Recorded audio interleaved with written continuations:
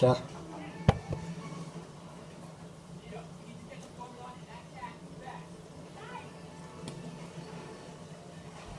За ингээд халаараа сайн тарааж тавиад хүүхэд байхдаа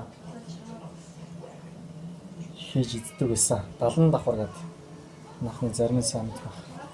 Гамбар за тэгээд сайхан хуйлаад төснийхэн дараагаар нэг сайн ороож өгөөд за одоо нэг сайхан ингээд өвдөд өгнө.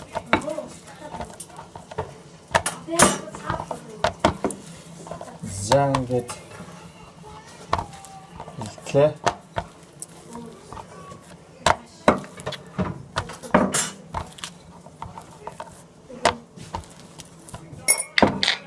За одоо нэг халуун тосон сайхан.